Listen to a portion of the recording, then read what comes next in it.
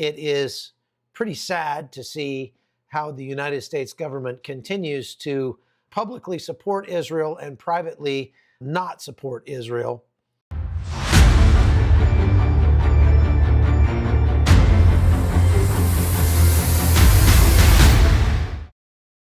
Let's just cut to the chase. The only thing that the Biden administration cares about with regards to Israel are two things. Number one, that they want to do whatever is possible with this conflict in the next 15 days to help bolster Kamala Harris's chances of getting elected.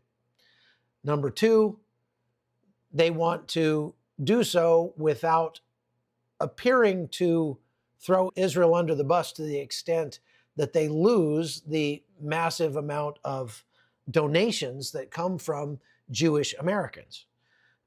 About 40% of all Democratic donations in the past have come from Jewish donors in the United States. There is a subset of people with affiliations to Israel in the United States who are large donors to the Democratic Party. They are very liberal by and large. And fortunately for the Biden administration, many of them don't actually like Israel all that much.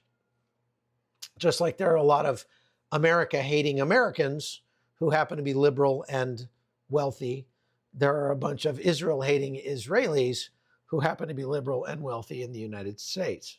The Biden administration is trying to straddle the fence somewhat in its response to this war to not lose those donors while at the same time trying to not lose their voters on the extreme left. And that's a real tightrope to walk.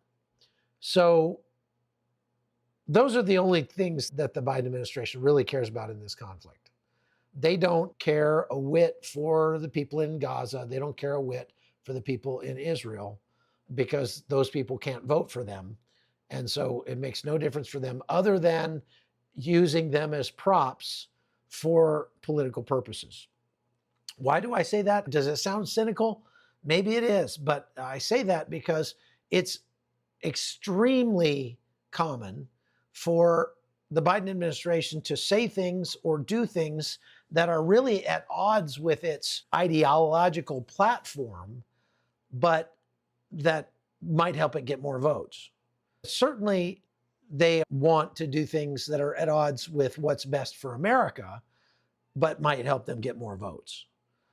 The Biden administration regularly engages in security theater or geopolitical theater, doing things for show that they think will help them at the polls. I want to talk about some of those things right now to give you some examples as it pertains to what's been happening in Israel. If we go over to what Kamala Harris said the other day, where she totally aligned herself with pro-Hamas radicals. She was in Wisconsin at a campaign appearance and was confronted by a man yelling about the genocide in Gaza. And she didn't say Israel has a right to defend itself. Israel is doing its best to end this war and get its people back. She didn't mention anything about the hostages. What she did say was, listen, what he's talking about, it's real. That's a direct quote. She said, quote, listen, what he's talking about, it's real. That's not the subject I came to discuss today, but it's real, and I respect his voice, unquote. So she's saying that the genocide against Gazans is real. Now, let me just ask you some questions. When was the last time that a nation was trying to genocide another group of people while at the same time providing hundreds of tons of humanitarian aid to that people group? For Kamala Harris to say, to agree with this joker that said there was a genocide in Gaza, just shows where her head is at, right up her third point of contact, as we used to say in the military. Now,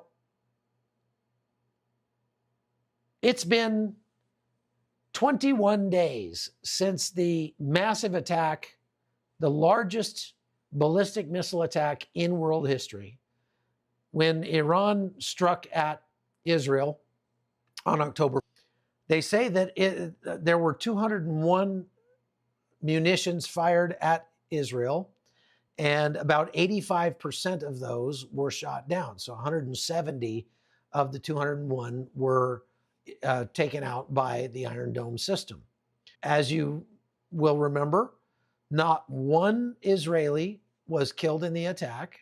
There was one man from Gaza, a Palestinian. Now, it's been 21 days, and Israel has been saying that they're going to respond in kind with some sort of massive kinetic attack on Iran. So far, that hasn't happened.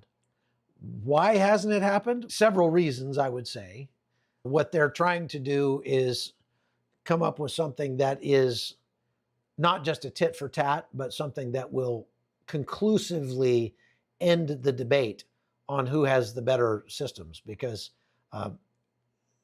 like I say, 201 missiles fired at Israel, and they didn't accomplish anything except blowing up some pieces of the airstrip and a couple of military buildings and that sort of thing. So they really had no appreciable effect on Israel's ability to prosecute this war. So I would call that an abject failure. Israel, on the other hand, as a friend of mine who was there on October 1st said, you know what Israel ought to do is they ought to fire exactly the same number of munitions at Iran, except hit what they're aiming at. And then say, all right, Iran, you want to keep going with this? Bring it. Every time you fire one at us, we'll fire one back at you. The only difference is we hit what we aim at. And just see how long Iran wants to keep doing that. The problem is, Iran, it's obvious that the Iranian regime has a very high tolerance for pain, because it's not their pain, it's the pain of their people, and they don't care a whit about their people.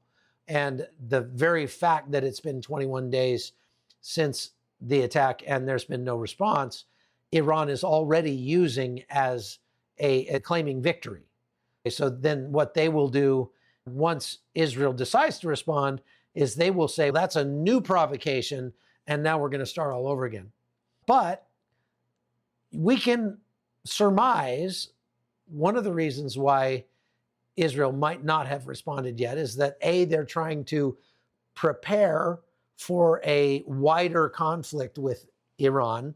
So they're trying to get all their ducks in a row on the ground in Israel to better defend against any attack coming from Iran.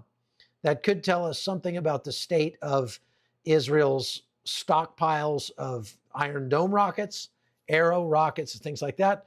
They needed time to gather up some more of them or get some more shipped over from the United States or what have you.